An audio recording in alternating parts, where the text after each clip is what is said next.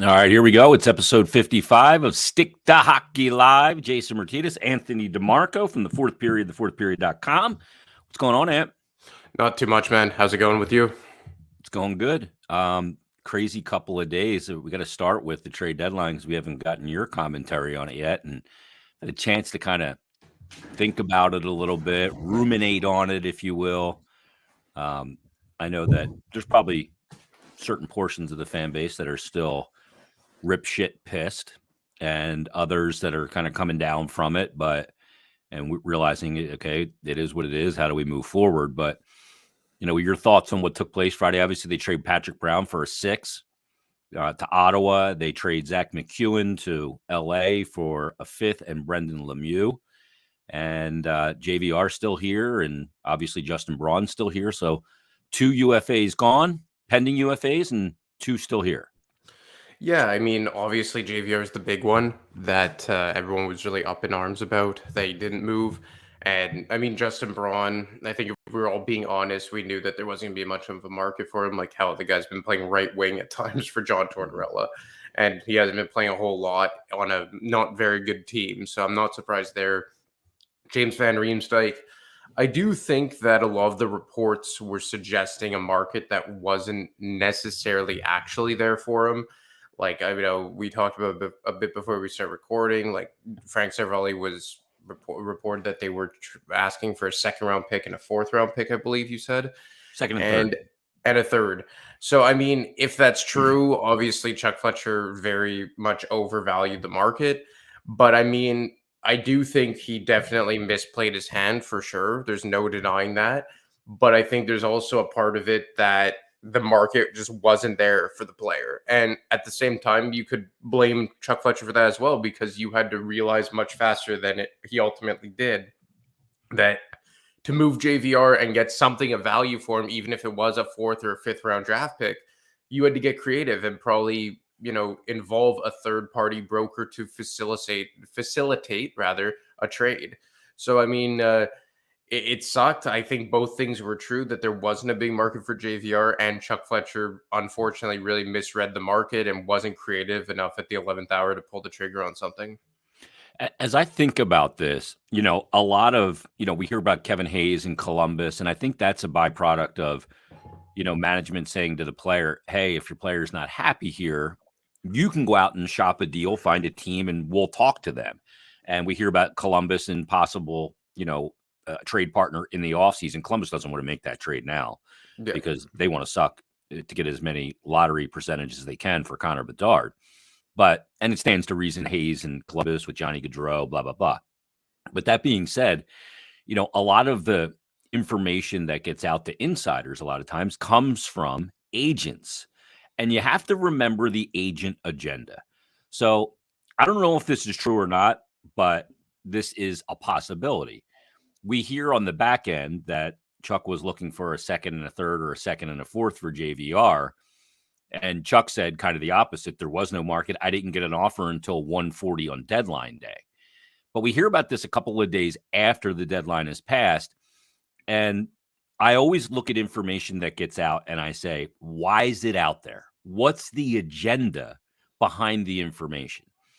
And I can make the case that the agenda behind that information, that Chuck misread the market and he was looking for a 2nd and a 3rd, and is that the agent's putting that out there because he doesn't want any of the blame to be that there wasn't a market for his pending UFA that he's going to try and find a new deal for in this offseason, that there was no market for that player.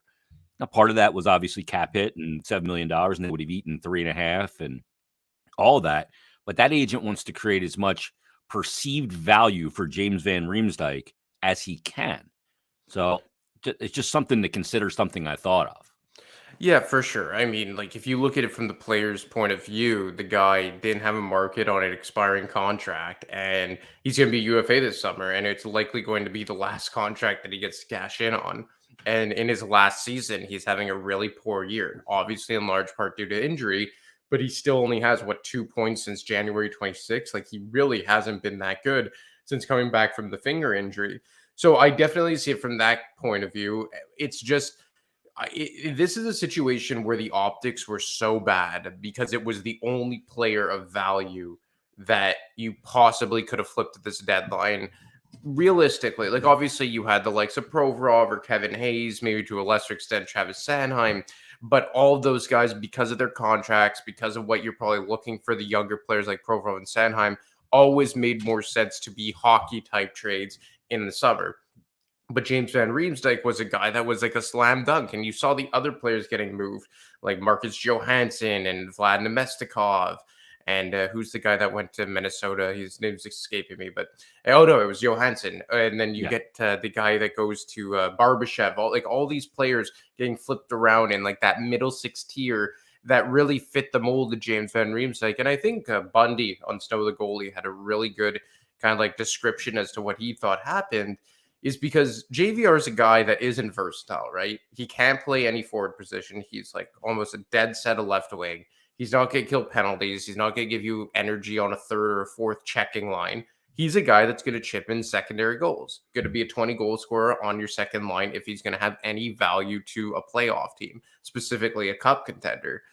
And as Bundy really put it well, is that he's not playing well enough to play in a top six, and he doesn't have a style of play to play in a bottom six.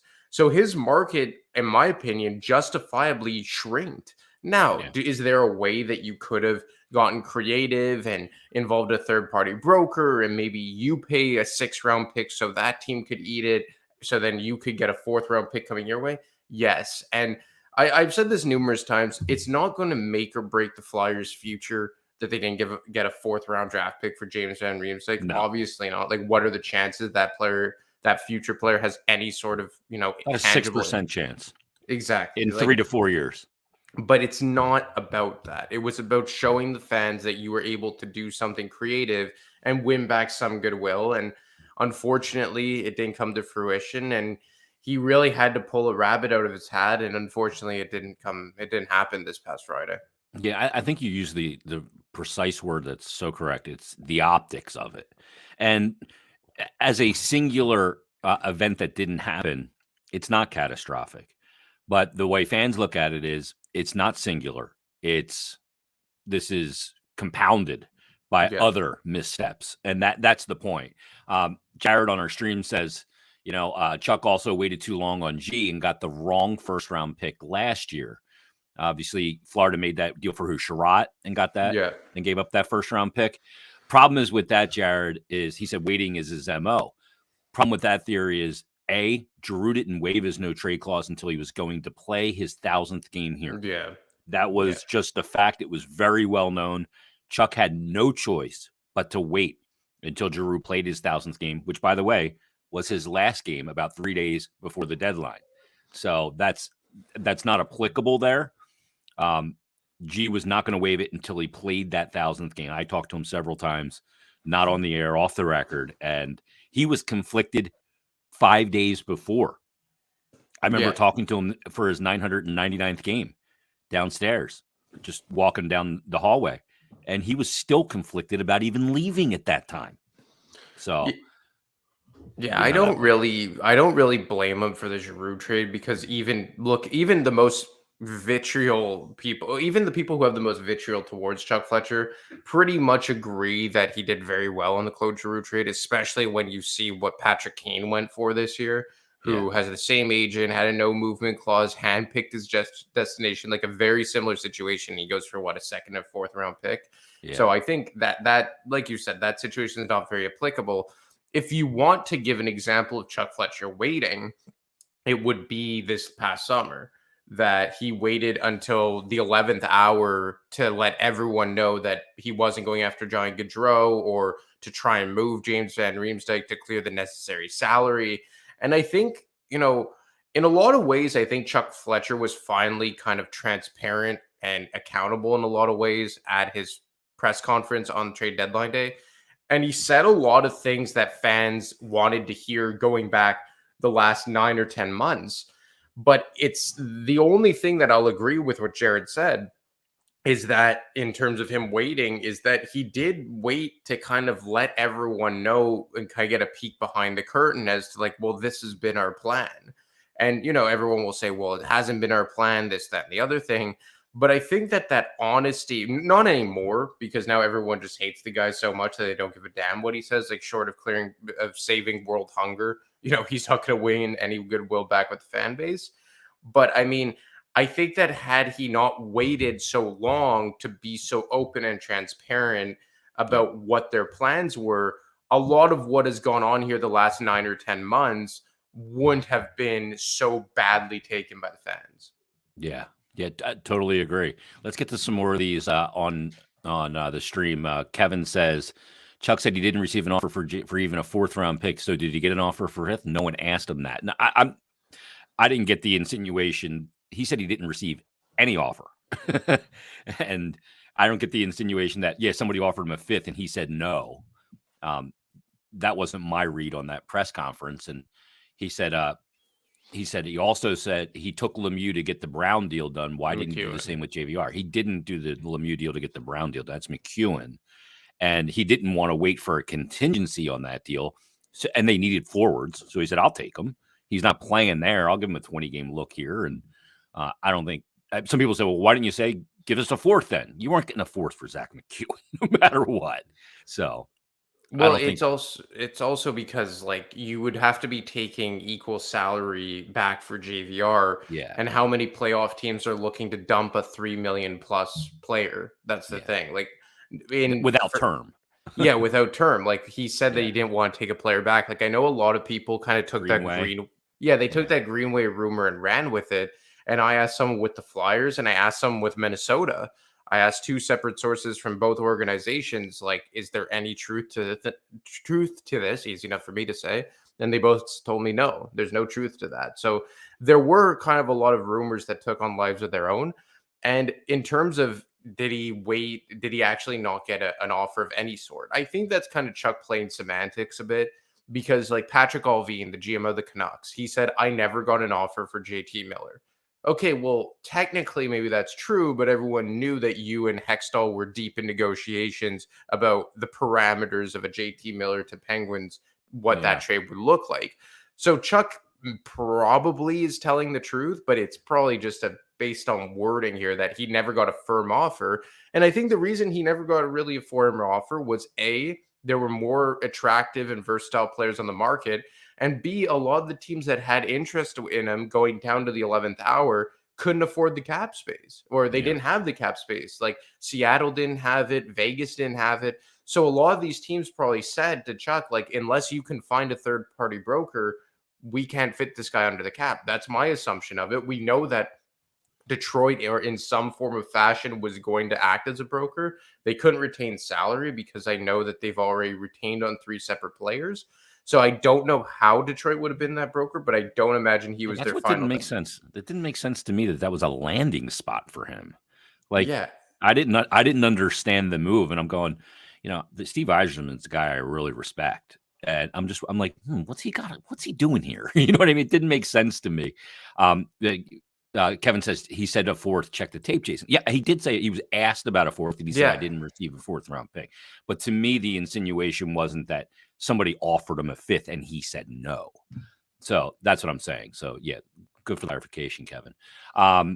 Jared has brought up that Chuck is a guy that waits. He waited in the 21 deadline to extend Lawton. He did extend him right at the deadline. And decided to keep him instead of moving him at that deadline. There would have been a market for him too. Big time. And then he says he waited to fire Hack and AV until the situation was so bad Dave Scott had to intervene. I can tell you Dave Scott didn't intervene on either of those. Waited to fire Hack and AV until... Well, no, Hack was because Hack demanded a vote of confidence, wasn't it? Yeah. And he said he wasn't going to give it to him for after the season. And then he wanted to give Hack a chance after Hextall got fired because that was Hextall's handpicked guy. And things went sideways, and then Hack wanted that vote of confidence. He wouldn't give it to him, so they agreed to part, and Scott Gordon came in as the ender. Firing a coach in the middle of the season, not ideal. And Hack, I think, was fired, I want to say, in the beginning of February, maybe late January. Middle December. No, that was AV. Was Hack in the middle of December? Because Hextall was let go in the beginning of December. Hextall was end of November. I think it was November 28th. And then Hack lasted... Let me look. I think, and then Hack lasted 2 or 3 weeks later, and then I think they went out on that Western road trip. They went out and they played like Vancouver, Edmonton, Calgary, and then they came back, and then he got canned. I think it was like a week or two before Christmas, if I'm not December mistaken. 17th. Okay, December 17th. And AV was, I think it was December 2nd or something. For AV, I mean, I think what that situation was, if I'm not mistaken, I believe maybe it was ASF who reported this. I'm not really sure. It was that Dave Scott said, if you're going to fire him, do it now type of thing. And they just lost 7-0 to Tampa Bay that night. Yeah, and I think in a lot of ways, like, okay, I think I could maybe agree with Jared that you waited on AV too long. I just think that at that point last season, like, no matter who was the coach behind the bench, like, it could have been Mother Teresa. It wouldn't have mattered. That was just a season that went so far off the rails so fast, in large part due to injuries, with Kevin Hayes and then Ellis and then Couturier, and then it just became so toxic.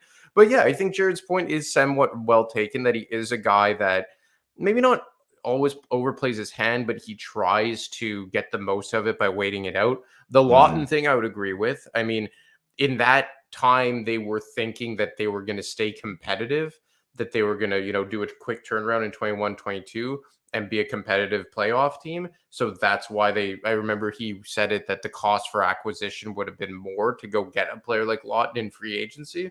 Yeah. But certainly you fast forward almost 24 months, and now they're rebuilding, it probably would have made a lot more sense to trade Scott Lawton and get those assets. But on the flip side of it, you look at it from an intangible perspective, and the guy's kind of like the de facto captain. So I see it from both sides. Yeah, I look at that, and the cost per exit. If had you known what you know now, you trade them. You do. Yeah, I mean, they were trying to hang on to that thing with by their fingernails, and obviously it didn't work. And their fingers were covered in Vaseline on a slippery slope. And you should have recognized that. And then you can say the same thing about Ristolainen not recouping some picks and extending him. Like, I've always questioned that theory of, when a team's bad, do you really want to be extending guys? There's certain guys you do extend. Like, obviously, Hart, you extend. They extended Farabee after 20 goals in 55 games that year.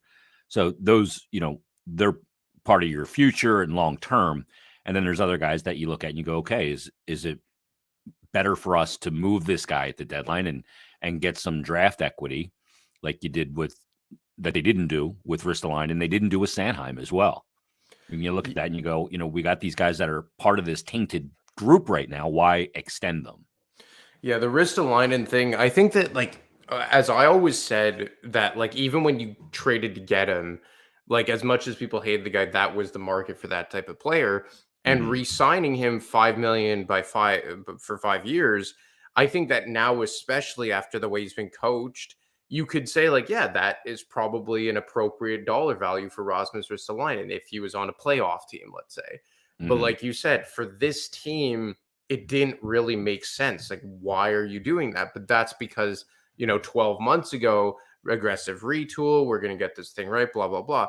The Sanheim thing really kind of shocked me because, again, I think that deal will age fine. $6.25 million. I know he's had a dreadful year, but I think as the cap goes up, I imagine he's going to come back down to earth. $6.25 million for a second pairing defenseman will be okay. But the thing is like, again, why are you re-upping this guy? Like, if you had Travis Sanheim on an expiring deal, maybe you could have pulled a second round pick for him. Then again, he's been so bad this year that who knows? But the only saving grace to the Sanheim stuff is that it seems like a lot of these defensemen on longer term contracts get locked up and then could be moved anyhow. Like, we saw that with Mackenzie Weegar, that he got the same exact contract as Travis Sanheim, and now maybe he'll be on the market this summer. You look at all the guys in St. Louis, specifically Colton Barreto. I think he's in year one of his 8-year deal. Now you're going to try and trade him. So maybe at least for those types of players, like those like 2 to 4 type defensemen, there is enough of a market for those guys on those long-term deals that it is the end of the world. But it doesn't excuse the thought process of why are you locking up a second pair defenseman until the end of time when you're a team that's clearly nowhere near playoff contention. Yeah. That's the thing that I really question. Jared says, I don't understand the Detroit situation. Sounds like Detroit needed to make a move to get JVR and then they flip him. But from what we understand, is they weren't going to flip him. They had to make a move to create the cap space to lose somebody from their roster. So the trade to Detroit was contingent because they couldn't broker another deal. Yeah, I don't know if they were going to move a separate guy and then have JVR go through them and then him go to Vegas and them take a longer term contract. Like the fourth period, Dave Pagnotta reported that they were going to be a broker in some form of fashion with not retaining salary. It was very complicated. Like it felt like Yzerman just found out like about this situation around 130 or 140, whatever Chuck said. And he was just like, oh, maybe here's an opportunity for me to recoup a draft pick by like having JVR funnel. Yeah. So, I mean, it was very bizarre and it was very interesting. But just to go back on the Chuck Fletcher, like individual move stuff, I think that's kind of what his entire tenure has been. And I've done this exercise a lot of times is that if you break down Chuck Fletcher's move by move in a vacuum, like one by one, they're not that bad. Like there are very few and far between egregious moves. That's not a ringing endorsement. They're not that bad. No, it's not. It's not. But it's like you could look at a lot of moves he made and say like, okay, this one makes sense. Okay, that one makes sense in a vacuum. But then when you look at it as a whole, a big collective pie, I guess if that's the right analogy, it says, how do all of these moves make sense together? And that's the issue here. Like if you look at, the Rasmus Ristolainen contract extension in a vacuum, 5 years for $5 million for a defenseman playing like he is, it makes sense. He probably could have gotten 6x6 on the open market, given the way he's playing and given the way that a lot of teams value just size and natural raw ability. But again, why did it make sense to re-up that guy when you were entering a rebuild? Tony DeAngelo, same type of thing. Yeah. Like, yeah, he has his defensive shortcomings, but 2 years for $5 million for a guy who is been a 40-plus point defenseman numerous times with the right partner, could be an impact top four defenseman, give up a second-round pick and a fourth-round pick or whatever it was, with three middle-of-the-road draft picks. Yeah, it's not the end of the world. It kind of makes sense. But why are you making that type of move and giving him that contract when you're entering a stabilization year? That's what it doesn't make sense. In a vacuum, the deals for said players are okay, but it's just given where the team is and everything going on around it, that's where the confusing part gets involved. Yeah, I think the kind of the fork in the road was the summer after 1920 when Niskanen hangs it up. It really even before that, when Nolan Patrick can't go, and they know it in the summer, and they sign Kevin Hayes because they're like, we need a center. This guy is not going to be able to play maybe the entire year, and then all of a sudden you go out and you sign Hayes, and then you get the Gudas and Niskanen deal, which was really widely panned at the time. Yeah, as a bad deal. It turned out to be a good deal for a season, but Niskanen retired, so you weren't expecting that, and he had term. He had another year left, if I recall, on his contract.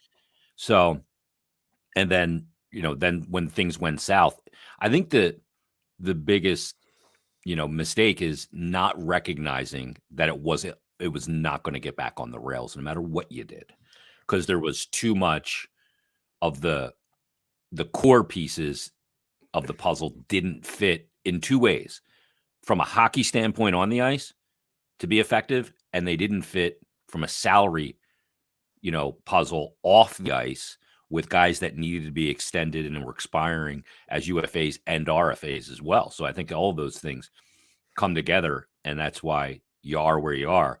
Yeah, the resolution now is, we're rebuilding, some form of a rebuild.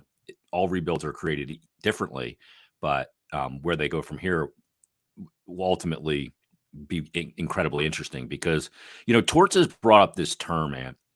I think I told you offline that the first time I heard it was in one of my meetings with Torts before a game. He had brought up addition by subtraction. He's now said it multiple times, I think 3 times that I recall, to the media in press availabilities, either after a game or before a game or after a practice, the addition by subtraction. And I don't know what addition by subtraction means, because we can go to work at our accounting office or whatever, and we got some schlubby employee that doesn't, carry his weight at the job, and we go, we're always covering for this guy. We end up having to do his work anyway. He's a drain. He takes up bandwidth, all that. and we'll get rid of them and we'll be more efficient. And it'll be addition by subtraction. Well, a hockey team's different because a hockey team dresses 12 forwards, sometimes 11, and 7D or 6D. So they dress 18 skaters and they all play. So just subtracting a guy and running with 17, it doesn't work that way. So addition by subtract, what does that mean? If I'm getting rid of, say it's Kevin Hayes' addition by subtraction. Okay, I've just lost now 50 plus points to this point in the season. Is he being replaced with somebody that is going to give me basically the same number of points, but can kill penalties? So he's more valuable, even though Hayes used to kill penalties. Or is he a guy that's a center that, is actually a full-time center, not a center and a winger like Hayes has been? Is he cheaper? Is he younger? What does addition by subtraction mean? I got to ask Torts this because I don't know what that means, because it's my stance that the team cannot take a step backwards next year. Because if you want to talk about optics, here's the optics. If you go next year and take another step backwards when the 2023 draft was the target and you're taking a further step backwards in the one after, not good. That's bad optics. Oh, big time. And, for all that people kind of chastised Fletcher's comments when he had the media availability before the trade deadline, which rightfully so. I mean, I think Chuck Fletcher oftentimes shoots himself in the foot, but he did kind of allude to the fact that the team is marginally better this year than it was. You took a baby step forward, which needed to be done. You had to take a step forward. And to your point, it has to happen again based on the road that they've taken. Now, the addition by subtraction thing, the way I read it is that, and I've been saying this since the 2020 bubble, because after what I saw in the bubble, I was so disgusted with that display that those guys put on that I said, this thing is fucking rotten. You are never, ever, ever going to win with this group. Because as we remember during the regular season last year, they had their peaks and valleys, but I thought that they more or less were a very good team during the regular season. Were they an elite team? No, but they were a very good team. Like, I think by a lot of metrics, they were a top 7 or 8 team, specifically defensively, penalty kill wise. Like, they were a very well-structured team under Alain Vigneault's first season. So I think that when you've seen that steady decline over since the 2020 bubble, specifically since the 2021 season, and you've seen guys like Shane Gostisbehere get moved out, Jake Voracek get moved out, lesser extent, but Claude Giroux get moved out. Now JVR is going to get moved out in summer. Kevin Hayes is probably traded. I think what Torts means by the addition of subtraction is that you're shedding the skin of that prior, not regime, but like that prior core and that prior group that became so accustomed to losing. And I'm sorry, but anyone who was involved in that 2020 bubble should wear some big blame in that. And that goes for Travis Konecny. That goes for Travis Sanheim. I won't say Provorov and Hart because I think those were their 2 best players by a country mile in those playoffs. But that goes for Scott Laughton. That was a very embarrassing performance for a team that many people thought, specifically after the round robin, had a real good kick at the can to do some damage in those playoffs. And yes, I know they went to game 7 to round 2, but that was the most embarrassing 7-game series I've ever seen. It was entirely predicated on goaltending. Varlamov not being too good and Hart being out of this world. So I think that what we've seen since that over the last, how long ago was that now? Like 30 months or whatever it is, which is crazy to think about, is that the team has been shedding its skin from that era, that embarrassing effort and vibe that, really spilled over into the COVID season in 2021. And look, by a talent perspective, they still have ways to go. They haven't replaced the offense of Claude Giroux and Jake Voracek. You're going to have to replace what's left when Kevin Hayes leaves. But I think when he says addition by subtraction, it means culture and the standard they're setting in the room, that is no longer what this team is. And there still are some holdovers. It's a complete turnover. Yeah. It's a complete turnover. And I've said this a lot, and I'm not blaming Claude Giroux. The guy will go down as one of the best players of all time. What happened here the last decade is not his fault. But I never thought that this team could fully take a step forward until he was gone. And that wasn't because he was holding them back or it's his fault or a bad leader. No, none of that bullshit. But more just the fact that he was always going to be the elder statesman. He was always going to be that guy in the room. And could the newer types of players take that next step if they look across the dressing room and saw Claude Giroux there, a guy who had been through all the Hextall bullshit and Hackstall bullshit and Gorton and Avey and all that. And I think that it was imperative that they moved on from those players. And I think when Torch says addition by subtraction, that's what he's alluding to. Yeah, it's a good point. And, they want to move forward with and get younger. I don't know that the team is going to name a captain next year. I'll be honest. I don't think they should. I don't think they will. I don't think Torch sees one in there at this time. Not yet. So, I mean, he did tell us at one point too that he's, as a coach and coaching staff, they spend more time in the locker room this season than they normally do. They, turning it over to them, you got to know that room's in really good hands. And he loves Lawton, and Lawton's a good leader, a lead by example guy, but he's not a vocal guy. Not that you have to be, but you got to have some of those guys. And Hayes is vocal, obviously, but is it vocal leadership? Or is it vocal fun? Vocal keep the boys loose? Vocal good teammate? You know what I mean? And those are players, Lawton specifically, he is a holdover from that last generation. Mm-hmm. And look, not to the same extent, but that was always the reason why I didn't want Sean Couturier to be named. Yeah, he straddled it. And that was always the reason why I didn't want Sean Couturier to be named captain, because he was a guy that lived through all those years. He was a leader in, let's say, the latter part of the Hextall years in 2017, 2018. And he was a big part of that AV year when he won the Selke Trophy. And again, I'm not going to just automatically attach all that poison and negativity to Sean Couturier. And if you want to keep him around like Scott Lawton, I still think you should have traded him. But then given the injury, you wouldn't even have been able to trade him last year. So it's a moot point.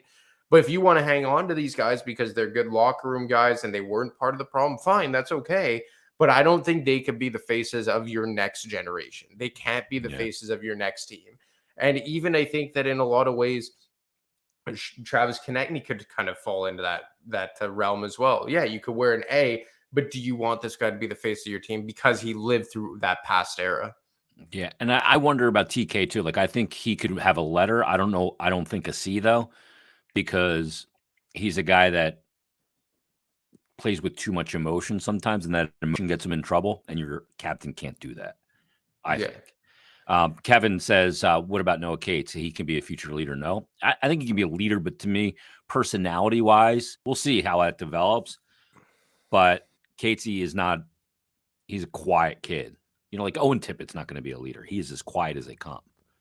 But, I mean, he plays the games sometimes, like he cross-checked a guy the other night after a whistle. And I was like, wow, I don't see that very often. He's very emotionless in his face. He's just kind of a player and kind of leaves it at that and doesn't get caught up in all the bullshit around sometimes. So I don't know. I don't know about Cates. I mean, to me, on a good team, he's a third line center or a third line winger, Well, if I was a betting man, and this is obviously like so far away from even potentially happening, I think that you're like, if I had to place just a wild bet right now, it would probably your next captain's, what they're hoping is probably Cutter Gauthier, which means you're probably 2-3 years away, if not more than that. Because I remember a general manager telling me, not from the Flyers, but like from another team that did the interviews of the top prospects last year, saying that he was the best interview by far of all the players interviewed. Yeah. And that all of his teammates love him. And that was one of the big reasons why he really shot up the board near the end. So I think one of the reasons the Flyers did pick him, obviously secondary to, his size and his skill set and all the, the tangible things about him, is because he's a guy that they probably envision as someone like, if he hits as a top line player, he's someone who brings that character as, someone who could be a leader. Now, again, that's 2, 3, 4, 5 years down the road. Yeah. But if I was a betting man, based on everything I know about the organization, I don't think the future captain's on the roster right now. And I do think that in today's NHL, your captain theoretically should be a guy who can play on your top line, and if not your top six. And I don't think that there's any player in this organization, rather, that has that kind of potential. Like, I mean, you could speak to this more than me, but maybe Cam York fits that mold somewhere down the line. He's more of an A to me. He's kind of an aloof, chill dude. Like, I don't see C with him. And I don't know overvalue the C like I think a lot of people do. Like, leadership in a hockey team comes from 6, 8, 9 guys. He comes in many forms too. Yeah, it does. Has many different faces. You have your Chris Pronger, who, is just big, nasty, plays that way, and carries himself that way off the ice. And then you have other guy, Mike Richards was a great leader. He didn't say dick all. You know what I mean? Well, like I remember someone telling me that who was around the team during this time where like the first year that G was captain, for all intents and purposes, Timonen was the captain. Yeah. So I mean, that, but that was an era where you were so blessed with leaders. Like I remember 07-08 when they acquire Jason Smith and he becomes your captain. You signed Danny Briere and he was co-captain in Buffalo. You trade for Kimmo Timonen and he was the captain in Nashville. You had Simon Gagne, who had wore a letter forever, but I believe had actually turned down the captaincy, if I'm not mistaken, when they gave it to Peter Forsberg. You had a guy like Mike Knuble, who I remember I thought was probably going to be the captain. Like you had all these guys, Mike Richards, like Jeff Carter, like all these guys who like either led by example or led in the room. So even if Richards was the captain, you had Timonen and Briere there. And if Giroux was there, you had Hartnell there. Like it was just, they were so blessed with all different types of leaderships during that era. And then you go through an era where it's kind of filled with those quiet leaders like Giroux and Voracek barely wore a letter. And I mean, I think the last guy, and I think there you could kind of correlate this back to the descent of all these locker room issues, if you will, since Wayne Simmons left. Because I think that and you could speak to this better than me, I think Wayne Simmons, leadership wise, was kind of the yin to Giroux's that's not bad. Yang. I'll let you take it from here. You could speak to that better than me, but that was a really bad fuck up on my end. Yeah, but no, that's the way those two were. Yeah, they were very similar in their intensity, but very different in the way that that manifested itself. And there was a lot of respect, obviously, in that room for Wayne Simmons through those years. And even in Richard's early years as the captain, Pronger's here too. Yeah, exactly. Timonen and Pronger. And Danny. There's no lack of leadership there. So we'll see where it goes. This week's going to be tough. I mean, they got Tampa tonight. Thursday, they go to Carolina. Saturday, they go to Pittsburgh. And then they return home for a 7-game homestand. Maybe I get to see Jonathan Quick as a Vegas Golden Knight. I'd be excited about that. I didn't get to see him as a King this year. That was a hell of a sequence for Jonathan Quick, eh? That was bullshit. The guy should have been treated with more respect than that. I mean, the guy's been 15 years there. By the way, did you hear my shout out on 32 Thoughts? No, I didn't actually. I got shouted out. On the Monday episode? Yeah. I get all these. I wake up. I don't get up early, people. I'm the night guy. I'm on night watch here.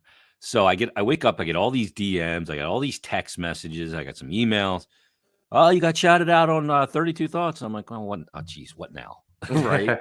So they did a long segment, Jeff and Elliot, on the Flyers, about 30 minutes into it. And when they get to the end of it, Frege goes, coming up on the next episode of Flyers Daily with Jason Mertedes. He got my name wrong. He said my name.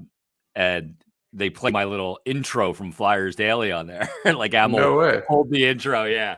So I always appreciate the boys. I tweeted this out. I said, I've always known they have very questionable taste. So I sent Frege a text and I just said, way to blow up my inbox this morning. And he said, you do good work, JM. And I said, you are far too kind. But it's been crazy to, like, obviously up here in Canada, like I've seen Elliot Friedman really kind of rise through the ranks. And I remember when I really started watching hockey and CBC had the rights, the original Hockey Night in Canada. Yep. And he was like a rinkside reporter at the time. Yeah. And he would do like the intermission interviews and all this stuff. And then the walk-offs. Yeah, and it was just so crazy to see him then go to the panel. And then when Rogers acquired the rights and bought Hockey Night in Canada from CBC, then he goes to Rogers. Because when I was growing up, it was like all Bob McKenzie all the time. And then Darren Dreger was kind of like his like not close second, but he was like the second. And then like Pierre LeBrun goes to TSN. So TSN just has this murderous row of insiders. But then Rogers gets the NHL rights, and then Frege just really took off. And, especially since Bob more or less retired, I think it was 2.5 years ago Frege has kind of really taken that title as like the insider in the NHL. Yeah, he's kind of like the Adam Schefter of the NHL. Or Rappaport. Yeah, and Rappaport's an asshole. Oh wait, no, Rappaport. I'm thinking of Woj. Yeah, Woj is the NBA guy. Yeah, Woj bomb. So, yeah, Frege does. First time I met him was back in probably 2010 playoffs. He's been killing it ever since. He's a great guy. So give Frege a follow if you don't follow him on Twitter.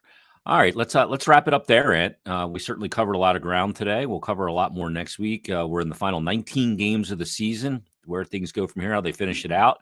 We'll get to much of all of that kind of stuff.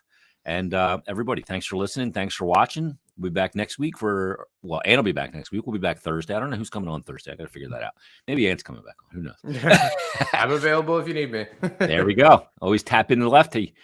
Everybody, thanks for listening. Thanks for watching. Leave us a 5-star rating and review, and we'll talk to you next time on Stick